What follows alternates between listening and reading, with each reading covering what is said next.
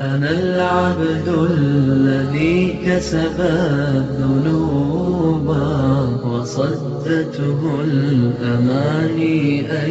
يتوب أنا العبد الذي يضحى อีกไม่นานบ้านเราจะเป็นเขตเศรษฐกิจใหม่ระดับนานาชาติบนความหลากหลายทางวัฒนธรรมภายใต้เขตพัฒนาพิเศษเฉพาะกิจจังหวัดชายแดนภาคใต้ปัตตานีจะเป็นศูนย์กลางอุตสาหกรรมอาหารฮลาลโลกศูนย์กลางอิสลามศึกษานานาชาติแหล่งผลิตพลังงานธรรมชาติจากลมและแหล่งท่องเที่ยวเชิงวัฒนธรรมประเพณียะลาจะเป็นศูนย์กลางการเกษตรตลาดสินค้าเกษตรและแหล่งท่องเที่ยวทางธรรมชาตินราธิวาสจะเป็นแหล่งผลิตไบโอดีเซลจากปาล์มน้ำมันศูนย์กลางการเชื่อมโยงกับพื้นที่เศรษฐกิจใหม่ด้านตะวันออกของประเทศมาเลเซียสงขลาเป็นศูนย์กลางยางพาราโลกศูนย์กลางการศึกษานานาชาติศูนย์กลางการท่องเที่ยวและกีฬาในระดับสากลสตูลเป็นแหล่งท่องเที่ยวเชิงนิเวศของภูมิภาคและศูนย์เชื่อมโยงการขนส่งสินค้าเปิดประตูทางทะเลสู่นานาชาติบ้านเมืองสงบเศรษฐกิจพัฒนามองไปข้างหน้าร่วมสร้างอนาคตที่สดใสเตรียมไว้ให้ลูกหลานของเราBismillahirrahmanirrahim. Assalamualaikum warahmatullahi wabarakatuh. Alhamdulillah bertemu kembali menerusi radio dan televisyen Bahasa Melayu Thailand. Kita akan berbincang tentang tajuk kesehatan ataupun bicara kesehatan. Dan pada kali ini saudara kita akan bersama dengan salah seorang doktor pakar perubatan dalaman, yaitu beliau adalah doktor di Hospital Bangkok ataupun Rong Payabaan Krungthep di Hat Yai. Beliau adalah Naipat Wirawat Klaina ataupun di dalam bahasa Melayunya, bahasa Arabnya adalah Dr. Arafan. Dan untuk itu marilah kita bersama dengan Fadilatul Doktor ataupun istilah bahasa Melayu Patani yang panggil Bomo, yang sepatutnya doktor. Oleh itu kita ucapkan salam hormat dan salam selamat malam kepada doktor. Assalamualaikum ครับคุณหมอ Waalaikumsalam โอเคครับคุณหมอนะครับวันนี้จะขอรบกวนคุณหมอนะครับมาพูดคุยหารือกับคุณหมอเพื่อสื่อสารกับท่านผู้ฟังผู้ชมที่บ้านทางบ้านเนี่ยเพื่อที่จะได้รับรู้ข้อมูลที่เกี่ยวข้องกับโรคเบาหวานโรคเบาหวานนะครับได้ครับแล้วก็เพราะอะไรที่ผมมาสอบถามหารือปรึกษากับคุณหมอเกี่ยวกับโรคเบาหวานเนี่ยเพราะโรคเบาหวานเนี่ยเกิดขึ้นเยอะมากในสังคมบ้านเราเพราะในเบื้องต้นเนี่ยอยากให้คุณหมอช่วยอธิบายก่อนนิดหนึ่งว่าคำว่าโรคเบาหวานเนี่ยคืออะไรมีลักษณะอย่างไรความหมายคืออะไรผมเองก็ไม่เคยเข้าใจครับได้ครับอาจารย์ครับก่อนจะพูดเรื่องเบาหวานเนี่ยผมขอพูดเกี่ยวกับการทำงานของผมนิดนึงนะครับผมเป็นแพทย์นะครับผมมีความเขาเรียกว่ามีเวลาเราทำงานเนี่ยเราก็มีเขาเรียกว่าคอนเซ็ปต์ในการทำงานก็หมายความว่าความคิดของเราเนี่ยเวลาเราทำงานผมเชื่อว่าอัลลอฮ์เนี่ยกำหนดมาให้ผมเป็นแพทย์คนไข้ทุกคนที่ผมดูแลเนี่ยผมคิดว่าเขาเป็นบ่าวของพระองค์อัลลอฮ์แน่นอนที่สุดเราดูแลบ่าวของพระองค์อัลลอฮ์เนี่ยเราก็ต้องดูแลให้ดีที่สุดเพราะว่าถ้าผมตายไปแล้วเนี่ยผมก็จะถูกอัลลอฮ์สอบสวนว่าหมอวีรวัตรหมอดูแลคนไข้ดีที่สุดแล้วหรือยังหมอให้ความรู้กับคนไข้เยอะหรือยังความรู้ที่หมอมีนี่หมอแบ่งปันให้สังคมเนี่ยเยอะหรือยังวันนี้ก็อัลฮัมดุลิลละห์ครับที่อาจารย์ให้โอกาสผมเนี่ยที่จะทำสิ่งที่ผมอยากทำอย่างหนึ่งก็คือการทำงานเนี่ยผมคิดว่าเป็นอิบาดะห์เป็นอานะที่อัลลอฮ์กำหนดวันนี้อัลฮัมดุลิลละห์ที่ผมอยากให้ความรู้ที่ผมมีเนี่ยแบ่งปันให้สังคมแบ่งปันให้คนไข้คนที่ป่วยหรือว่าคนยังไม่ป่วยหรือคนกำลังป่วยเพื่อจะได้ดูแลตัวเองให้มีสุขภาพที่ดีนะครับคำถามของอาจารย์ก็คือเบาหวานคืออะไรครับก่อนอื่นนั้นนะฮะไอ้ประโยคที่คุณหมอพูดนี่น่าสนใจมากและก็ผมเข้าใจว่าผู้ชมทางบ้านนี่อยากจะทราบด้วยนะครับบางท่านเนี่ยใช้ภาษามลายูไม่ใช้ภาษาไทยไม่ค่อยถนัดผมขออนุญาตคุณหมอแทรกไปบ้างนะเป็นภาษามลายูไปด้วยได้ครับอาจารย์สะดวกเลยครับsaudara penonton yang saya hormati untuk meringkaskan ucapan yang kita berbual dengan Dr. Wirawat ataupun Bomo Arafan pada kali ini Di peringkat pertama tadi, ya, Dr. Wirawat telah melahirkan perasaan yang sangat gembira oleh kerana beliau diberi peluang oleh Allah Subhanahu Wa Taala menjadi doktor untuk merawat, untuk mengubati pesakit. Dan ini merupakan amanah daripada Allah Subhanahu Wa Taala, dan jika sekiranya Dr. Wirawat tidak merawat secara bersungguh-sungguh, artinya sedapat mungkin, sedaya mungkin, beliau menganggap beliau akan dipersoalkan oleh Allah Subhanahu Wa Taala di alam mahsyar nanti. Oleh itu, apapun mengikut Dr. Wirawat, beliau mesti menangani, mengubati, merawati pesakit secara habis-habisan. Ini merupakan salah satu motivasi ataupun dorongan yang sangat-sangat mulia bagi seorang hamba Allah Subhanahu Wa Taala yang menjadi doktor. คนที่เป็นหมอนี่การที่จะแสดงความรับผิดชอบด้วยจิตสำนึกลักษณะอย่างนี้นี่ผมถือว่าเป็นสิ่งที่มูเลียนี่ก็คือมีเกียรติสูงสุดเลยเพราะในการรักษาโรคเนี่ยอัลลอฮ์บอกเองว่าเขาเป็นคนที่เขาเป็นผู้ที่ให้ไฟซามาริตาเมื่อเจ้าเจ็บป่วยนะฮะอัลลอฮ์ก็จะทำให้เจ้าเนี่ยสมบูรณ์คือแปลว่าหายนะครับเพราะฉะนั้นการที่ทำให้หายนี่คือพระเจ้าแต่คนที่ทำนี่คือคุณหมอเพราะฉะนั้นเป็นสิ่งที่มีเกียรติอย่างยิ่งนะ adalah sangat mulia sekali oleh kerana menerusi melalui tangan doktor walaupun Allah janjikan Allah akan menyembuhkan. Oleh itu kita masuk kepada perbincangan kita yaitu penyakit yang kita secara umumnya kita ingin tahu dan banyak orang-orang sahabat kita, kawan kita, keluarga kita menghidapi penyakit kencing manis. Ya. อาจารย์ผมต่อนิดนึงนะที่อาจารย์พูดถึงเนี่ยมันทำให้ผมเนี่ยบอกตัวเองอยู่เสมอเลยนะว่าเราเป็นหมอเนี่ยเราเป็นแพทย์เนี่ยอามานะเราเนี่ยต้องรับผิดชอบคนไข้เยอะมากเลยเรา สมมุติว่าเราเนี่ยรักษาคนไข้ไปรอดชีวิต100 คนแต่เราเกิดพลาดหรือว่าด้วยความไม่รู้ด้วยความไม่ระมัดระวังด้วยความที่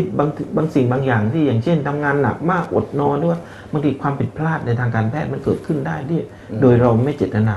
เราเกิดไม่ทราบเหมือนกันนะผมเคยคิดว่าเราเกิดพลั้งเผลอหรือว่าทำคนไข้เสียชีวิตไปคนไม่รู้อัลเลาะห์คิดยังไงนะอาจารย์นะช่วย100ทำตายไป1บางทีเราอาจจะตกนรกก็ได้นะอาจารย์นะก็ไม่รู้เหมือนกันเลยต้องบอกตัวเองว่าเราเป็นหมอเนี่ยเราต้องรอบคอบเราต้องอ่านหนังสือเราต้องสื่อสารกับคนไข้ให้ดีเราต้องมีข้อมูลเราต้องให้ทางเลือกให้คนไข้เนี่ยมีช่องทางให้คนไข้ได้ติดต่อเราง่ายวันนี้ก็เป็นวันหนึ่งอ่ะที่ผมคิดว่าผมได้ทำหน้าที่ตรงจุดนั้นโอเคอัลฮัมดุลิลลาห์นะนัสตัฆฟิรุกัลลอฮ์นะฮะเป็นสิ่งที่ดีอย่างยิ่งในการที่เราระมัดระวังcara untuk kita mengawasi diri kita supaya tidak terjerumus ke jalan kebinasaan khususnya dari segi kemungkaran itu adalah sangat baik. Sebab itu doktor melahirkan perasaan bimbang bahwasanya dalam keadaan dalam suatu ketika apabila doktor merawat tetapi dengan secara tiba-tiba pesakit itu mengalami maut ataupun menghadapi mati. Ini menyebabkan doktor merasai sayu, menyayatkan hati dan dibimbangi pula bahawa Allah Subhanahu Wa Taala akan soal beliau. Ini adalah perkara yang bukan daripada kehendak doktor มันไม่ใช่ความประสงค์ของคุณหมอความประสงค์ของคุณหมออีกอย่างหนึ่งก็คือต้องการให้คนไข้นั้นได้รับการรักษาได้รับการบำบัดนะฮะสิ่งที่กำหนดนั้นคืออัลเลาะห์เราเป็นคนที่วางแผนเราเป็นคนปฏิบัติงานเป็นไปตามคำบัญชาการของอัลเลาะห์ซุบฮานะฮูวะตะอาลาผมขอดุอาให้หมอได้รับการคุ้มครองจากอัลเลาะห์ซุบฮานะฮูวะตะอาลานะฮะด้วยจิตสำนึกอันนี้นะครับโอเคเรามาเข้าเรื่องเบาหวานนะคำถามของอาจารย์ที่ถามผมก็คือเบาหวานนี่คืออะไรนะครับเพื่อความเข้าใจง่ายๆผมมีรูปให้ดูนะนี่คือเส้นเลือดของเรานะครับอาจารย์ในเส้นเลือดเราเนี่ยก็จะมีเม็ดเลือดแดงเม็ดเลือดขาวแล้วก็เกล็ดเลือด เม็ดเลือดขาวนี่มีหน้าที่เหมือนทหารนะฆ่าเชื้อนะมีเชื้อโรคเข้ามาเม็ดเลือดขาวก็ฆ่า อันนี้คือเม็ดเลือดขาวนะ นี่เม็ดเลือดขาวอันนี้เม็ดเลือดขาว ใช่ใช่นี่เม็ดเลือดขาว อันนี้เม็ดเลือดแดงมีหน้าที่ในการลำเลียงออกซิเจนนะอันนี้คือเกล็ดเลือดทำให้เลือดนี่มันแข็งตัวเส้นเลือดเราก็เป็นอย่างนี้พอเราเป็นเบาหวานปุ๊บก็คือเราเนี่ยมีน้ำตาลในเส้นเลือดนี่เยอะจากเส้นเลือดเป็นแบบนี้นะอาจารย์นะมันกลายเป็นรูปนี้นะini adalah dalam bahasa Melayu ในภาษามลายูเขาเรียกว่าsaluran darah แต่ถ้าภาษาปัตตานีเขาบอกว่าโอกะแปลว่าเส้นเลือดก็คือเส้นอย่างนี้ใช่ไหมคุณหมอนะโอกะdarah dan saudara penonton yang saya hormati dalam ini mengikut dokter dia ada biji darah เมื่อก่อนไม่มีนะอย่างอันนี้ยังไม่เป็นเบาหวานยังไม่เป็นพอเป็นเบาหวานปุ๊บเนี่ยมีน้ำตาลนี่คือน้ำตาลนะอาจารย์นะวันนี้ยังปุตติเนี่ยที่ขาวๆเนี่ยนั่นแหละคือน้ำตาลเนี่ยน้ำตาลนะน้ำตาลมันเยอะขึ้นini gula yaโอเคถ้าเราคิดแบบง่ายๆนะเมื่อก่อนยังไม่เป็นเบาหวานเลือดเราก็เป็นไงอาจารย์มันก็ไหลเวียนดีไหลเวียนดีใช่พอมีน้ำตาลเยอะขึ้นในเส้นเลือดเห็นไหมเลือดมันเป็นไงมันข้นขึ้นนะอาจารย์นะเลือดเปลี่ยนสีเลยนะเลือดมันข้นขึ้นเพราะมันมีน้ำตาลถ้าคนไหนน้ำตาลเยอะก็เป็นไงไอ้จุดเนี้ยมันก็เยอะเลยนะจุดขาวๆจุดขาวๆนี่ก็น้ำตาลนั้นถ้าคนไหนที่น้ำตาลเยอะก็เป็นไงเลือดก็จะข้นขึ้นเวลาเราฉี่ออกมานะอาจารย์นะเนื่องจากฉี่เนี่ยมันมีน้ำตาลใช่ไหมน้ำตาลก็ออกมาทางฉี่ทางปัสสาวะของเราแล้วเนื่องจากน้ำตาลที่มันอยู่ในปัสสาวะความเข้มข้นมันจะมากมันก็จะดึงน้ำเนี่ยออกมาด้วยทำให้คนไข้เนี่ยเป็นไงฉี่บ่อยหิวน้ำบ่อยปากแห้งคอแห้งเพราะว่าอันนี้มันข้นเยอะถูกไหมมันก็ข้นเยอะแล้วเป็นไงมันก็จะดึงน้ำออกมาพอดึงน้ำออกมาคนไข้ก็เป็นไงขาดน้ำก็ฉี่บ่อยก็จะมีอาการหิวน้ำบ่อยปากแห้งคอแห้งน้ำหนักลดเข้าใจยังครับเดี๋ยวก่อนนิดหนึ่งครับคุณหมอครับเลือดเม็ดเลือดขาวเนี่ยก็ทำหน้าที่อะไรบ้างฮะฆ่าเชื้อเม็ดเลือดขาวนี่ฆ่าเชื้อเม็ดเลือดแดงเนี่ยเหมือนกับตัวนี่นำออกซิเจนไปเลี้ยงส่วนต่างๆของร่างกายเม็ดเลือดแดงเหมือนบรรทุกออกซิเจนไปเลี้ยงสมองไปเลี้ยงหัวใจไปเลี้ยงไตทุกอย่างของร่างกายแต่เม็ดเลือดขาวนี่คือตัวที่จะบำบัดทหารเป็นทหารถ้ามีเชื้อโรคเข้ามาเนี่ยต่อสู้กันอันนี้จะไล่จับกันใช่ส่วนเกล็ดเลือดเนี่ยทำให้เลือดแข็งตัวเวลาโดนมีดบาดอาจารย์แป๊บเดียวอาจารย์ก็เป็นไงมันหยุดเลือดมันหยุดเพราะเกล็ดเลือดนี่ทำหน้าที่อาจารย์เห็นความมหัศจรรย์ของร่างกายมนุษย์ที่อัลลอฮ์สร้างขึ้นไหมผมยิ่งเรียนแพทย์เนี่ยอาจารย์มันยิ่งแบบทุกสิ่งทุกอย่างมันมหัศจรรย์มากเลยอัลลอฮฺอักบัรอันนี้คือความยิ่งใหญ่เลยมันเหมือนกับคือในอัลกุรอานนี่ในสุราอัลอันฟาลเนี่ยนะฟาอิซาตุลิยัตอะลัยฟาอิซาตุลิยัตอะลัยเมื่อเราอ่านอัลกุรอานอายาตุฮูฟาอิซาตุลิยัตอายาตุฮูซาดัตฮุมอีมานะเมื่อเราอ่านอัลกุรอานอีมานของเราจะเพิ่มพูนแต่คุณหมอบอกผมว่าเมื่อได้เรียนรู้แพทย์เนี่ยจะทำให้อีมานของคุณหมอเนี่ยเพิ่มพูนก็เนื่องจากเหตุการณ์เหล่านี้So penonton yang saya hormati, darah ini dia mempunyai fungsi ataupun tugas yang berlainan.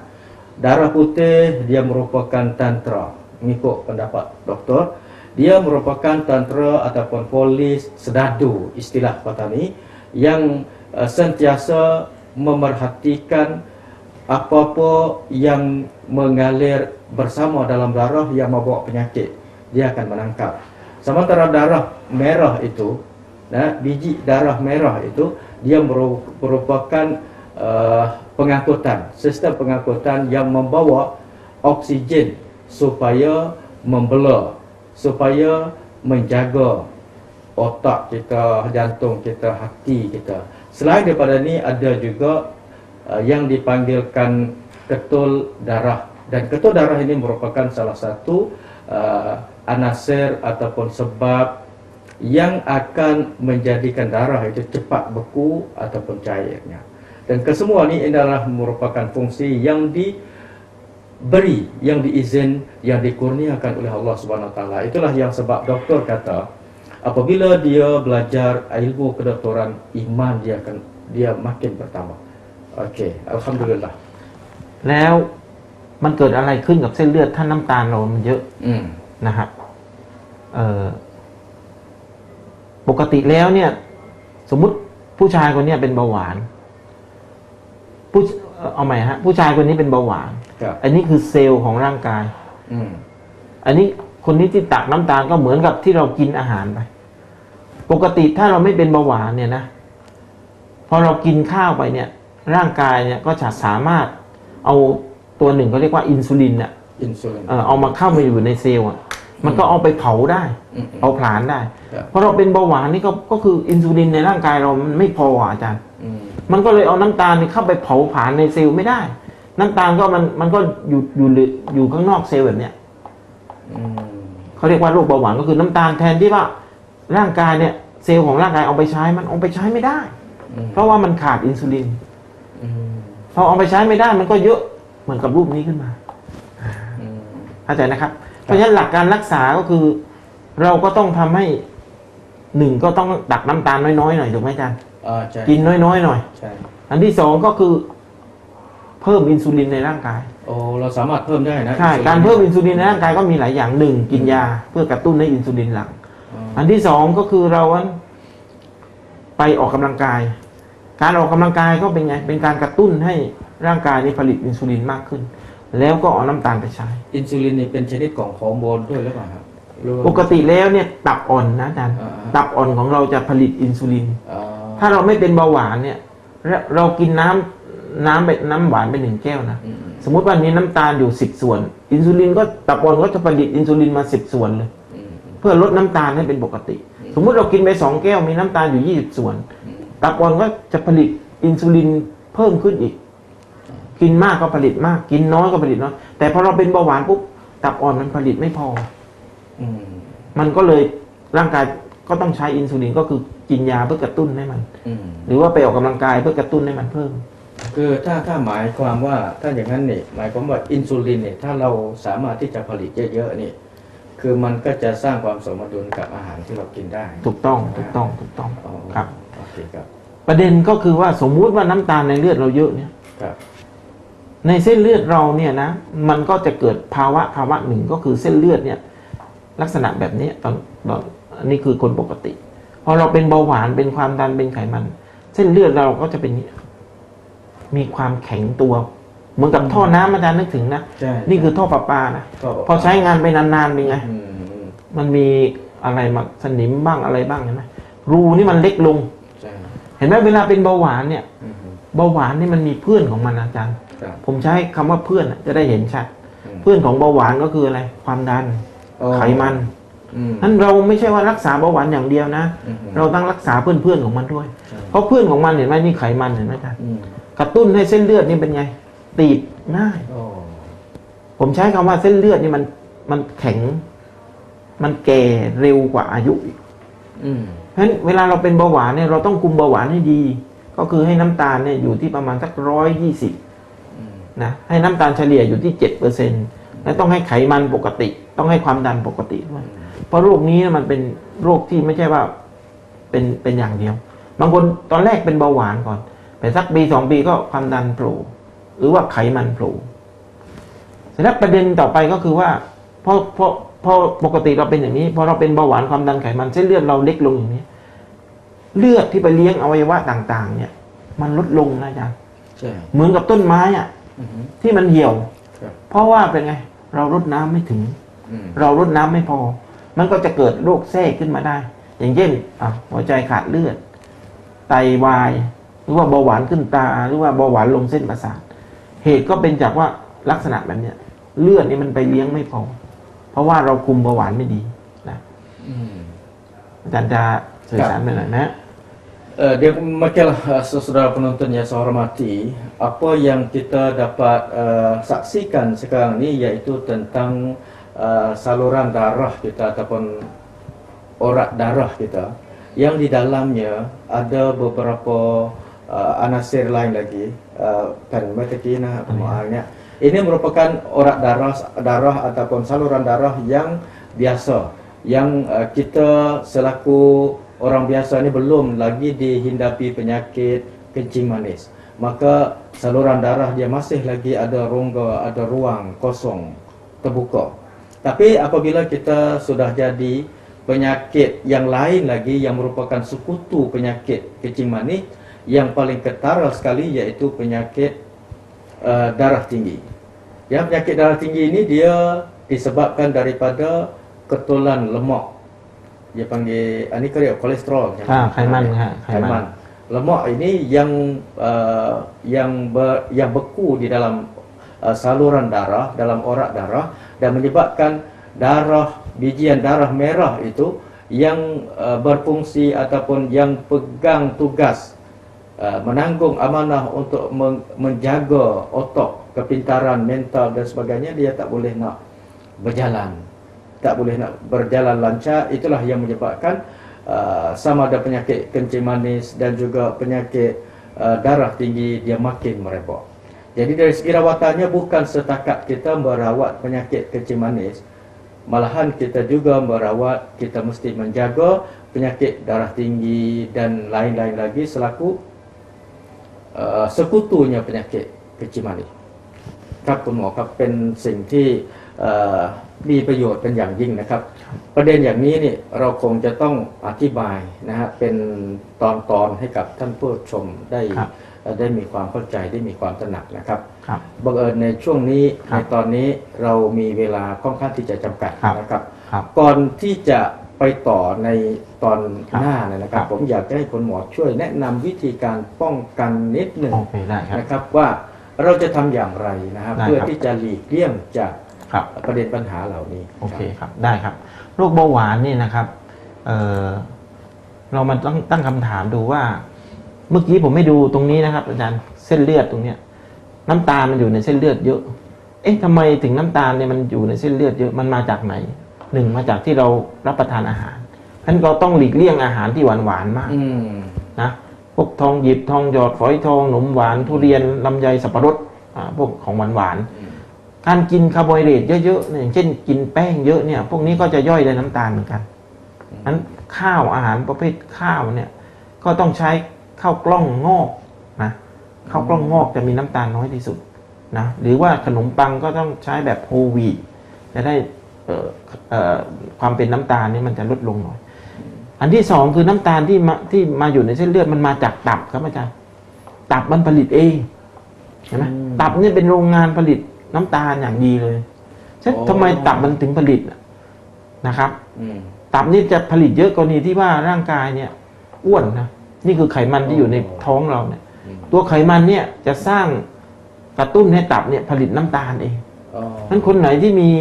เขาเรียกว่าไขมันคือเขาเรียกรอบเอวเยอะเนี่ยตับก็จะผลิตน้ำตาลเยอะเหมือนรูปนี้นะอาจารย์น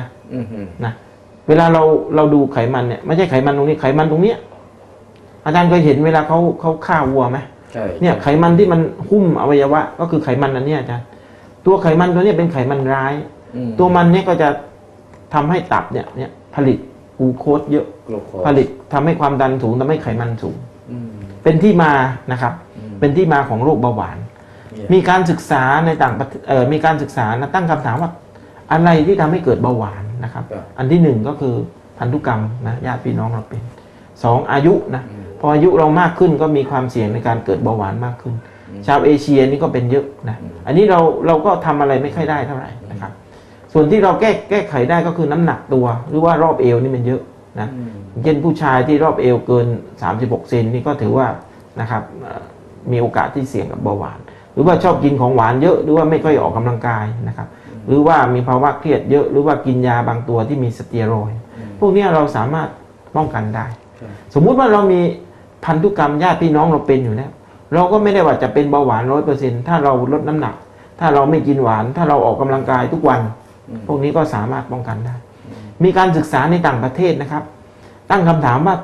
คนไข้ที่ใกล้เป็นเบาหวานแล้วเนี่ยทำยังไงไม่ให้เป็นเปรียบเทียบ2 อย่างอันที่1ไปกินยาตัวหนึ่งชื่อเมทฟอร์มินอีกกลุ่มหนึ่งไม่ต้องกินยาแต่ว่า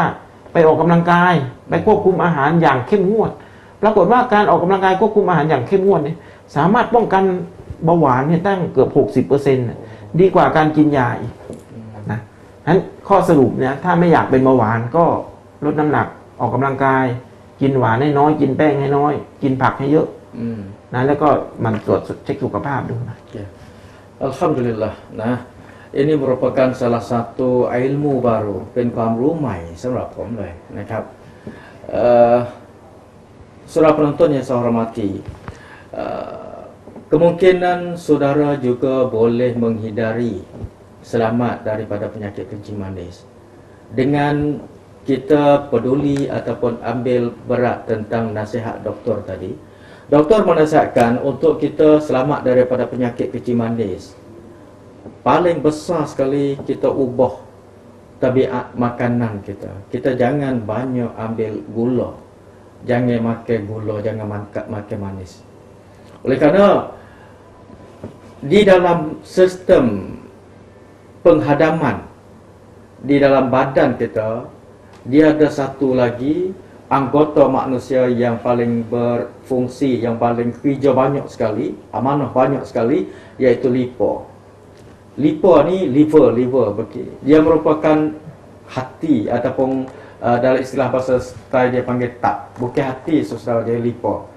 Liver ni kerja dia kalaulah ini liver. Jika sekiranya kalau kita banyak makan gula, makan manis dan lemak, kita makan lemak banyak, lemak tu dipaksa supaya liver ni keluarkan glukos ataupun gula, dan yang menyebabkan darah kita dipenuhi dengan gula. Dan apabila kita dalam saluran darah kita banyak gula, dia tarik mari ke saluran kencing. Itulah yang menjadikan penyakit kencing manis. Untuk mengelak daripada kencing manis, kita kurangkan gula dan kita banyakkan senaman, banyakkan manis di muka, kurang manis di mulut, kurang manis di makan, banyak manis di hati kita, di muka kita, insya-Allah. Saudara, kita akan sambung lagi dengan Dr. Virawat pada masa akan datang untuk kita mendalami dan lebih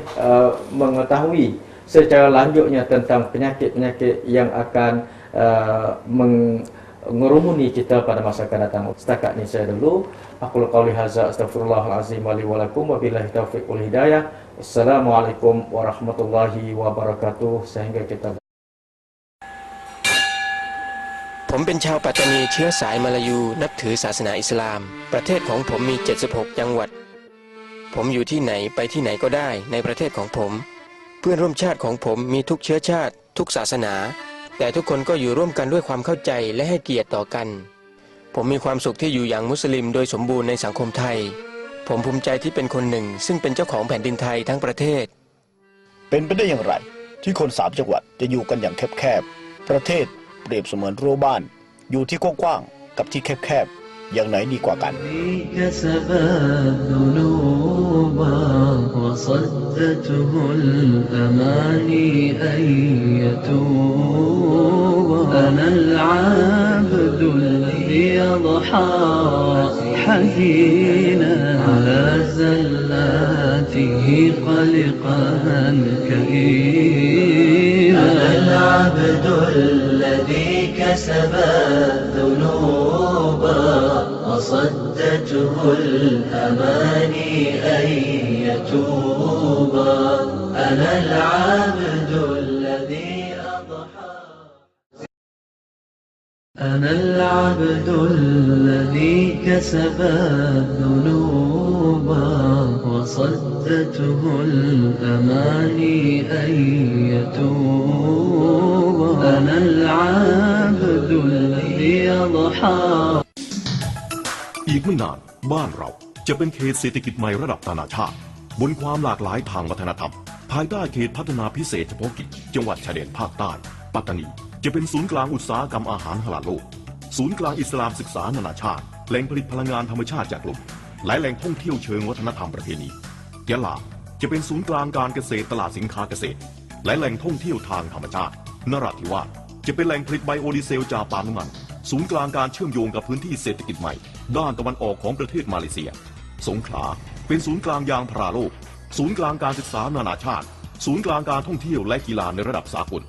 สตูลเป็นแหล่งท่องเที่ยวเชิงนิเวศของภูมิภาคและศูนย์เชื่อมโยงการขนส่งสินค้าเปิดประตูทางทะเลสู่นานาชาติบ้านเมืองสงบเศรษฐกิจพัฒนามองไปข้างหน้าร่วมสร้างอนาคตที่สดใสเตรียมไว้ให้ลูกหลานของเราBismillahirrahmanirrahim. Assalamualaikum warahmatullahi wabarakatuh dan salam hormat Saudara penonton, kembali bertemu dengan saya Suhaimi bin Ismail dalam tajuk perbincangan kita pada malam ini, yaitu bicara kesehatan. Yang masih lagi kita sedang mengikuti dan mendalami dalam satu penyakit yang sangat laris dihidapi oleh orang-orang kita, khususnya orang Melayu, yaitu penyakit kencing manis, seperti mana kita bincang pada masa yang telah lalu.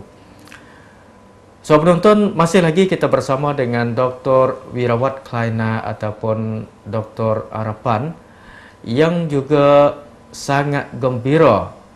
memberi ilmu pengetahuan untuk diketahui umum. Beliau menganggap ini adalah salah satu sumbangan beliau terhadap umat Islam secara keikhlasan dan keimanan beliau terhadap tanggungjawab amanah daripada Allah Subhanahu Wa Taala. Oleh itu, marilah kita bersama dengan Dr. Wirawat ataupun Dr. Arapan pada malam ini. Assalamualaikum, Dr. Waalaikumsalam. ครับเมื่อกี้ผมเกริ่นนำไปว่าคุณหมอเองก็ภูมิใจที่จะพูดถึงเรื่องโรคอย่างนี้เพื่อสื่อไปถึงพี่น้องโดยเฉพาะผู้ที่รับฟังรับชมทีวีมลายูซึ่งส่วนใหญ่แล้วก็เป็นมุสลิมนะครับเพื่อที่จะได้ใช้ข้อมูลตัวนี้เนี่ยไปรักษาไปบำบัดไปดูแลตัวเองเนี่ยเป้าหมายสูงสุดก็คือเพื่อการทำอิบาดะห์ต่ออัลเลาะห์ซุบฮานะฮูวะตะอาลาผมเกริ่นนำไปว่าหมอเองก็ภูมิใจที่จะพูดถึงเรื่องนี้นะในฐานะคนที่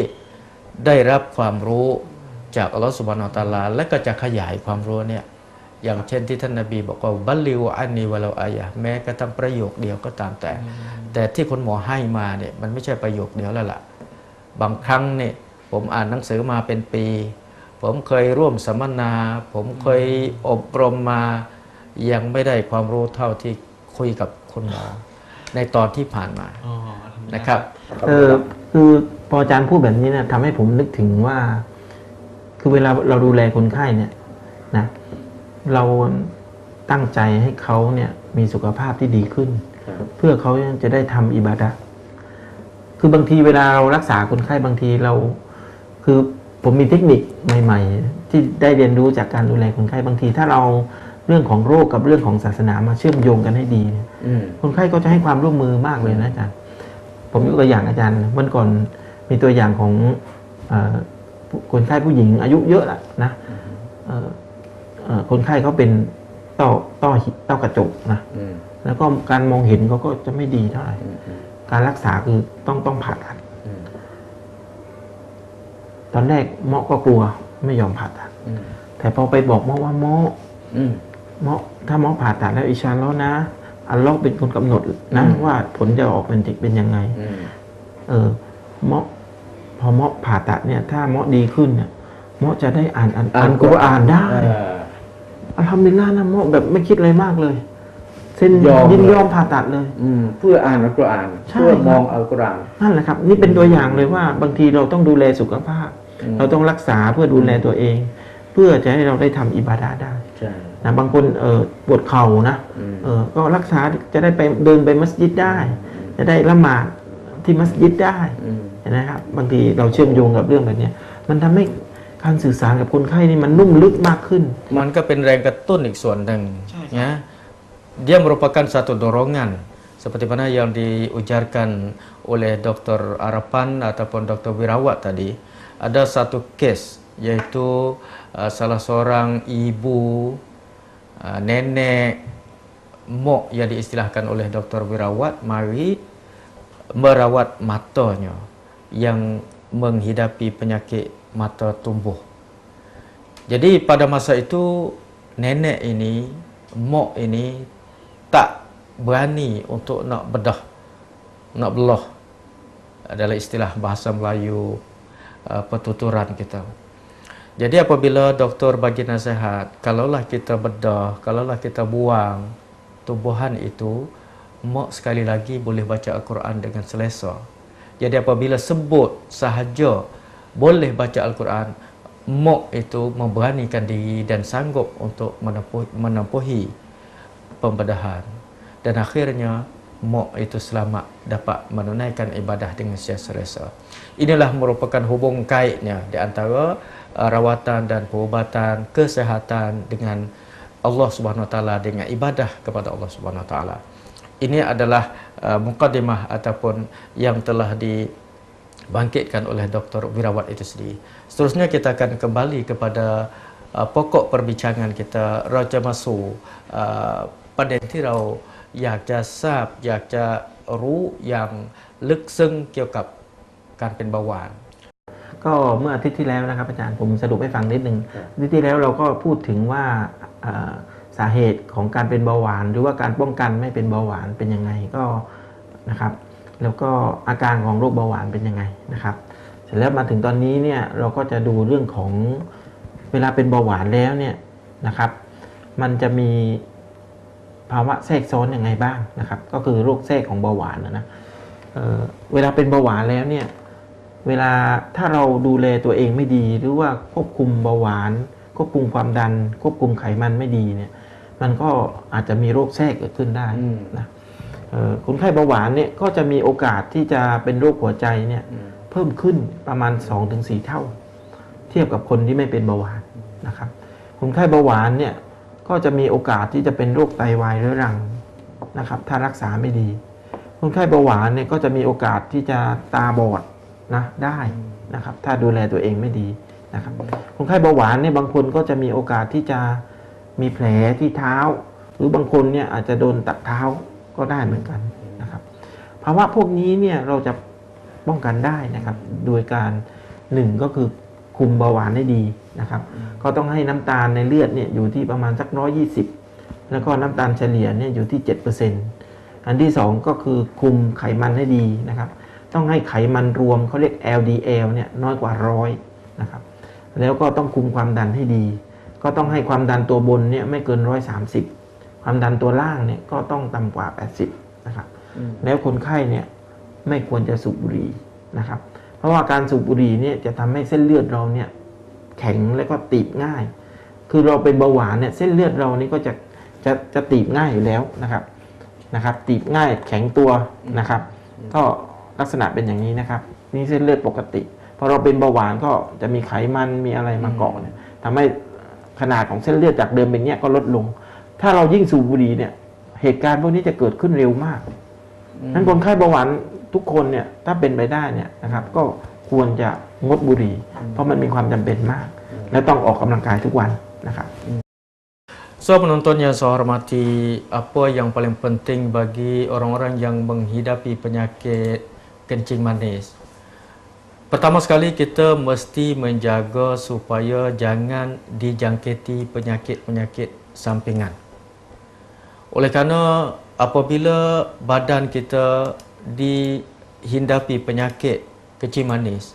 saluran darah yang ditunjukkan oleh doktor tadi dia akan menjadi rapuh. Dia bukan maksud rapuh saya bukan darah itu rapuh, artinya dia mudah dihinggapi penyakit oleh kerana dia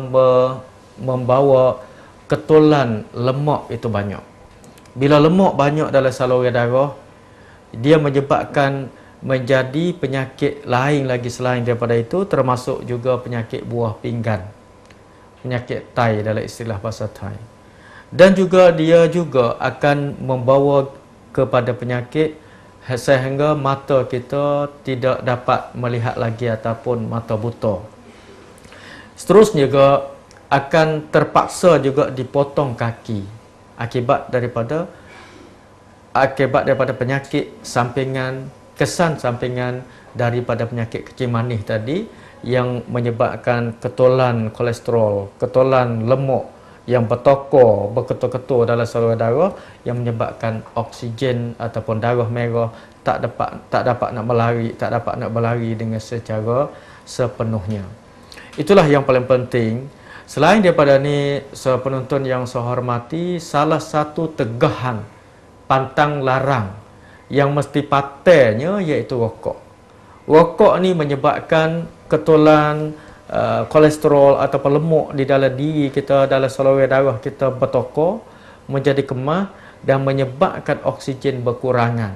Apabila oksigen kurang dalam saluran darah, maka anasir lain, faktor lain, sebab lain dia akan bertambah. Sama ada lemak lah dan gula, manisnya, kesemua itu akan bertambah yang menyebabkan penyakit lain akan mari dengan secara tanpa undangan, tak kena jemput dia mari. Maka penting sekali saudara penonton, kita hindarilah, kita berhentilah, kita jauhilah. Dia tidak ada apa faedah pun. Dia bukan dia makan ni, dia bukan oksigen, dia bukan karbohidrat, dia bukan protein, tapi kalau kita makan juga, kita kaca juga yang menyebabkan penyakit itu makin bertambah mengikut apa yang telah disampaikan oleh doktor. ทบทวนอีกทีนะฮะคือเดิมนี่เราไม่น้ำตาลในเลือดเราไม่มีพอเราเป็นเบาหวานนี่เราก็มีน้ำตาลเยอะพอมีน้ำตาลเยอะก็กระตุ้นให้ผนังเส้นเลือดจากเดิมเป็นอย่างนี้ก็กลายเป็นอย่างนี้ร่วมกับมีไขมันเยอะนะครับร่วมกับอาจจะมีความดันพอเป็นอย่างนี้ปุ๊บเนี่ยการรักษาของเราเนี่ยเราต้องให้น้ำตาลมันลงนะครับก็คือน้ำตาลเนี่ยมันมาจากไหนหนึ่งก็คือมาจากอาหารที่เรากินเพราะฉะนั้นก็ต้องงดอาหารที่มีหวานๆอย่างที่เรารู้ก็มีพวกของหวานต่างๆนะครับพวกขนมหวานนี่กระเพาะของเราใช่น้ำตาลก็นะเรากินเยอะก็น้ำตาลก็เป็นไงก็ในเส้นเลือดเราก็เยอะเส้นเลือดเพราะฉะนั้นมันมาจากการกินเพราะฉะนั้นอะไรที่มันมีความหวานเนี่ยเราก็หลีกเลี่ยงหน่อยเนาะก็พวกขนมหวานนะพวกชากาแฟเนาะพวก3 in 1พวกนี้น้ำตาลเยอะมากนะผลไม้ก็ผมจำตัวเลขไม่ได้ 100% นะแต่ว่าพวกนี้มันเยอะมากเลยนะเวลากินเนี่ยก็น้ำตาลมันจะเยอะมากเลยทั้งที่ร่างกายของเราต้องการน้ำตาลแค่120ใช่ประมาณปกติเราอยากมันประมาณ120เสร็จแล้วพวกผลไม้นะบางอย่างก็ถ้าที่เรารู้ก็คือมีอะไรทุเรียนนะลำไยลองกองสับปะรดเนี่ยอาจารย์น้ำตาลเยอะความเป็นน้ำตาลนี่เยอะมากเลยนะมีคนไข้หลายคนเข้าใจผิดว่าสับปะรดนี่กินเยอะๆจริงๆแล้วความมีน้ำตาลเนี่ยมันเยอะนะครับเสร็จแล้วก็อาหารหวานๆนะครับนะของหวานอะไรพวกนี้แล้วก็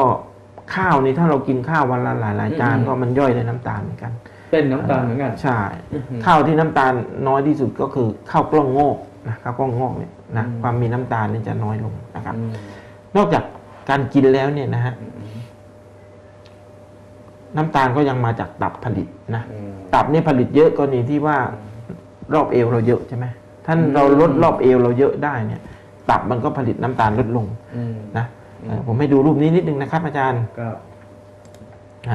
นี่คือในนะรอบเอวเรานะในรอบเอวเราก็จะมีไขมันตัวเนี้ยนะไขมันตัวนี้ก็คืออยู่ตรงนี้นะเหมือนกับเวลาเราฆ่าวัวนะอาจารย์นะมันจะมีไขมันคลุมอยู่อันนี้คือลำไส้ฮะกระเพาะใช่กระเพาะอยู่นี่นะลำไส้อยู่ข้างในนี่ไขมันนี่คลุมอยู่คลุมอวัยวะอยู่อย่างเงี้ยไขมันตัวเนี้ยมันตัวร้ายเลยตัวมันนี่จะผลิตแบบนี้นะอาจารย์ก็จะผลิตเนี้ยนะจะผลิตทำให้ตับเนี่ยผลิตกลูโคสผลิต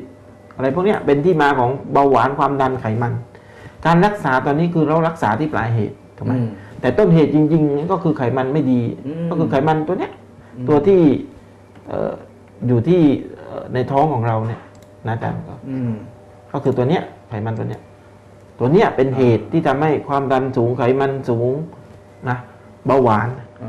เสร็จแล้วไขมันตัวนี้อาจารย์อยากรู้ว่ามันทำยังไงรักษามันยังไงใช่ไหมใช่ครับไขมันตัวนี้เนี่ยนะผมให้ดูรูปนี้นิดนึงไขมันในท้องเราเนี่ยจะสัมพันธ์กับรอบเอว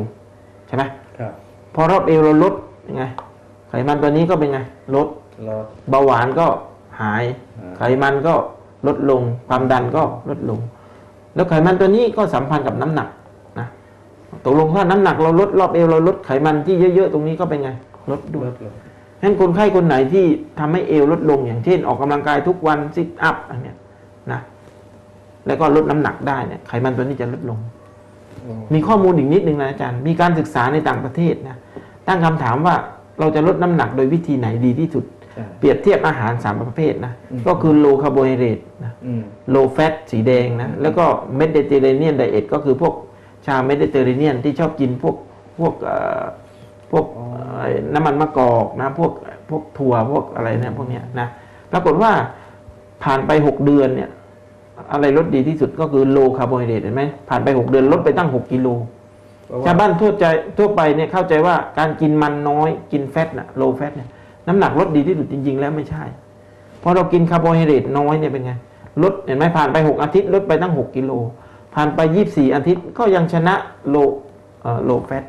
คาร์โบไฮเดรตนี่ก็คือ แป้งกับน้ำตาล แป้งกับน้ำตาล อาจารย์เห็นไหม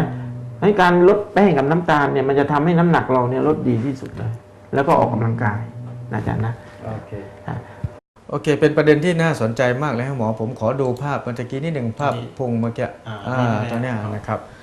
saudara penonton yang saya hormati adalah salah satu maklumat yang paling penting untuk kita menyadari hakikat sebenarnya penyakit-penyakit yang dikerumuni, yang masuk, yang datang mengkerumuni kita ini adalah berpunca daripada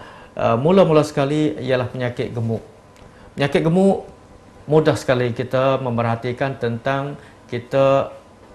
saksikan, kita rasakan tentang lemuk yang berketul, yang bertokor di perut kita, di bahagian depan kita. Jadi untuk kita mengetahui secara detail, secara terperinci, kita cuba ambil tali inci. เมื่อกี้ที่มีสายวัดรอบเอวนะครับคุณหมอเนี่ยjika sekiranya kalau macam ni ถ้าเป็นอย่างนี้นะก็คือหมายถึงว่าไขมันในท้องเยอะใช่ใช่ ทีนี้พอไขมัน apabila lemuk berketul, bertokor di dalam perut semacam ini dia menyebabkan berat badan bertambah. Nah, น้ำหนัก makin. Ni. Ini merupakan salah satu perkara gambaran yang paling jelas iaitu ketulan lemuk yang ada di dalam perut kita dia bertokor macam ni. Dan apabila dia bertokor macam ni dia menyebabkan ini merupakan menyebabkan lipo kita ni dia mengeluarkan glukos. Glukos ini merupakan gula. Selain daripada kita makan lemuk, kita makan manis-manisan, makanan kita dia jadi lemuk dan jadi manis dah. Lemuk ni juga dia akan memaksa supaya lipo ni keluarkan manis. Yang menyebabkan insulin nak pergi perubat manis ni tak ada, tak cukup. Itulah yang menyebabkan lemuk itu yang menyebabkan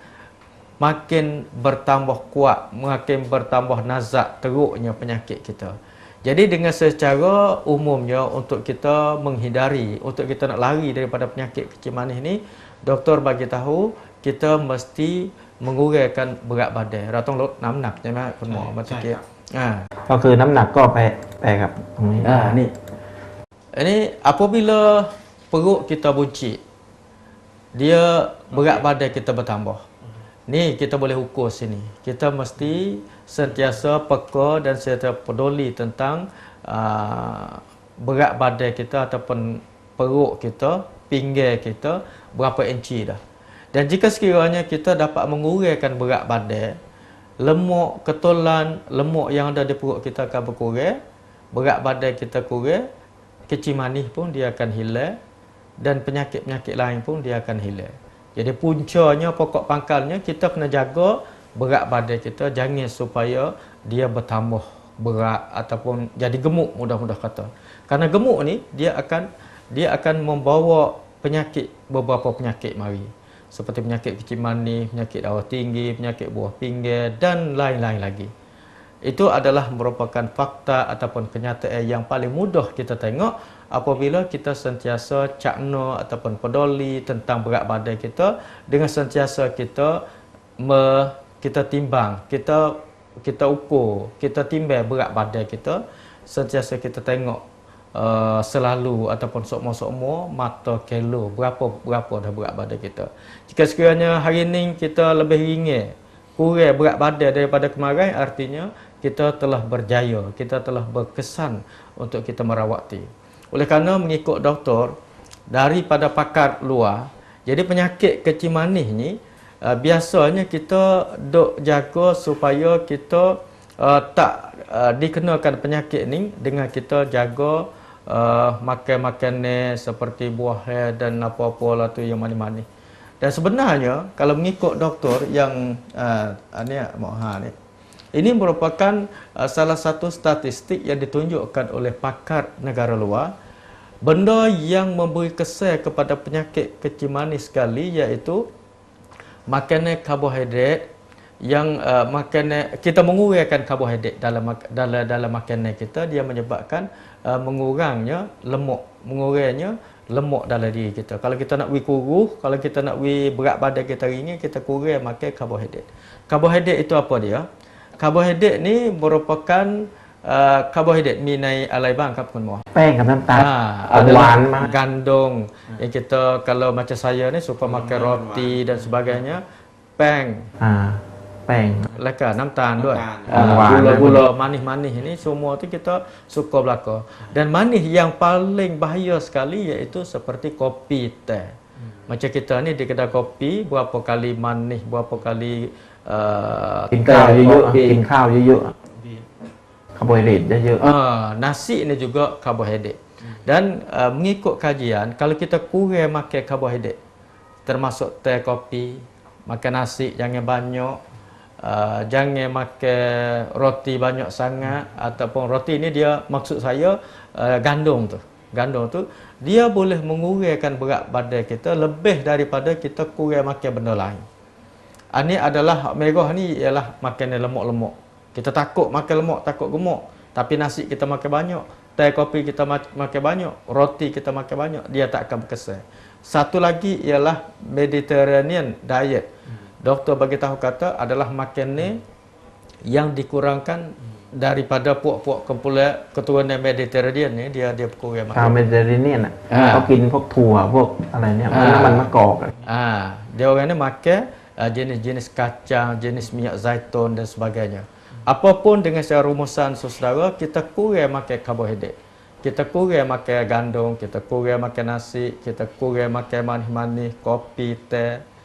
rokok juga. InsyaAllah berat badan kita akan berkurang. Apabila berat badan kita berkurang, kita akan selamat daripada penyakit-penyakit. Okey, Masya Allah dan Alhamdulillah นะครับคุณหมอ สรุปอีกนิดนึงนะ วิธีการรักษาเอาแบบง่ายๆนะ อันที่หนึ่งก็คือว่าให้น้ำตาลเราลดน้อยที่สุดก็คืออาหาร แล้วก็ลดน้ำหนักเพื่อป้องกันไม่ให้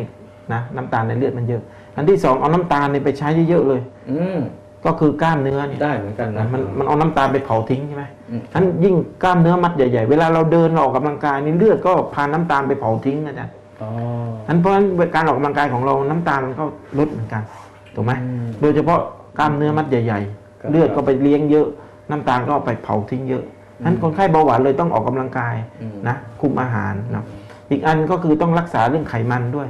ก็ไขมันสูงก็ต้องงดพวกไข่แดงนะเครื่องในนะหอยนางรมของทอดมันหนังนะพวกเราชอบกินอ่ะหนังพวกหนังไก่อะไรพวกเนี้ยข้าวมันไก่อะไรพวกเนี้ยนะ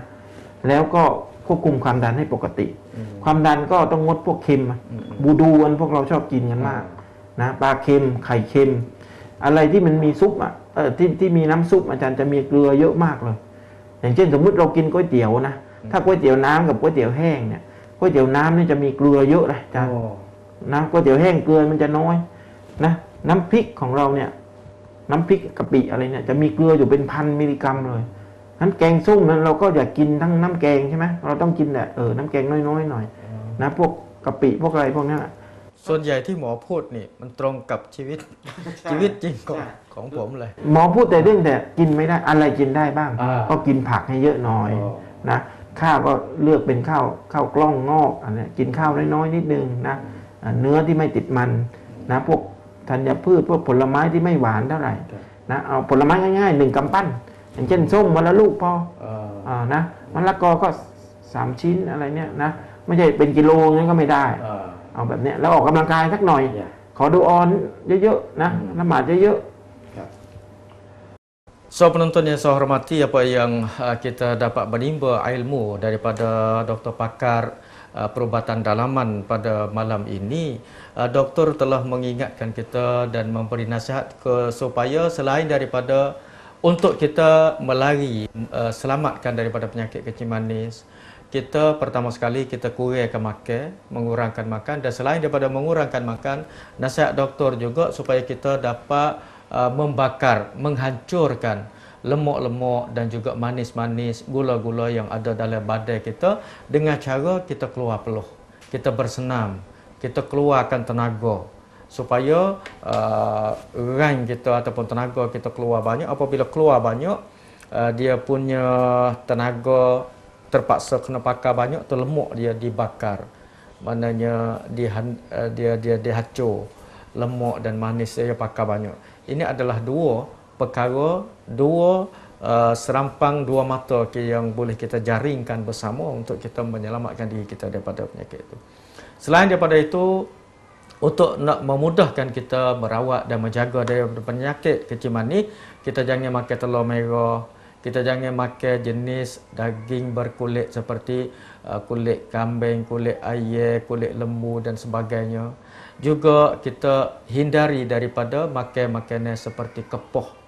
kerang dan sebagainya. Begitu juga budu yang masak budu, ikan masin, ikan bilis dan benda berkuah. Misal supaya sup, kalau kita makan istilah bahasa Sia dia panggil kengsom, kita makan isi kalau rasa lapar, rasa nak makan sangat, kita kurangkan kuah. Kerana dalam kuah tu dia ada gula, dia ada manis yang menyebabkan penyakit kita tak akan terubat, dia tak akan